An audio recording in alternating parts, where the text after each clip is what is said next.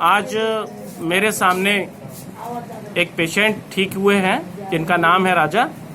और राजा को जन्म से कॉन्स्टिपेशन की प्रॉब्लम थी।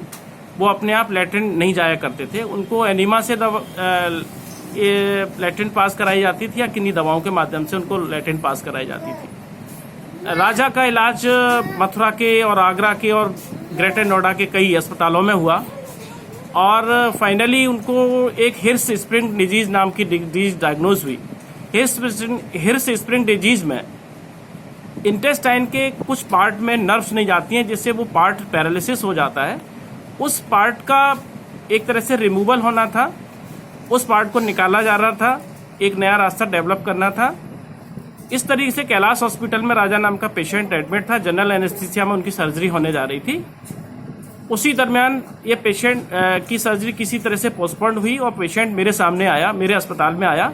मैंने कुछ दिन उनको इलाज दिया और मैं ज़्यादा जानकारी के लिए राजा के बाबा दादाजी मेरे सामने आए हुए हैं।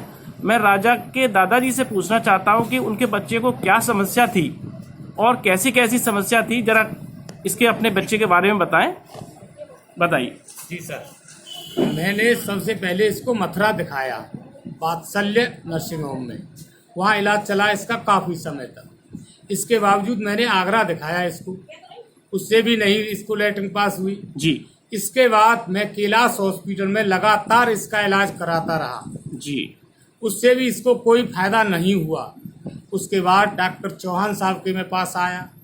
इन्होंने 1 साल लगातार मेरे बेटे को दवाएं दी।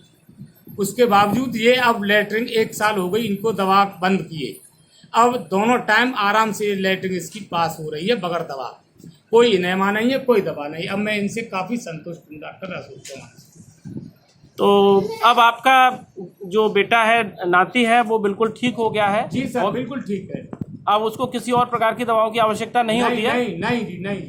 तो ये राजा जो हिर्स स्प्रिंग नाम की डिजीज से इनकी डायग्नोज हुई थी, आज वो बिल्कुल ठीक है और अपनी बिल्कुल नॉर्मल लाइफ को जी रहा है। और मैं उनके ग्रैंडफादर को, दादाजी को धन्यवाद देना चाहता हूं कि उन्होंने होम्योपैथी पर विश्वास किया, एक अपने गांव के अस्पताल पर विश्वास किया और उनकी लगन से, उनके विश्वास से ये बच्चा ठीक होने में कामयाब हुए। तो धन्यवाद। और राजा के लिए बहुत सारी शुभकामनाएं। हमेशा वो जीवन में अपने खुश रहें और अपने जीवन को। और डॉक्टर साहब के लिए भी काफ़ी बार मैं धन्यवाद देता हूँ। थैंक यू, धन्यवाद।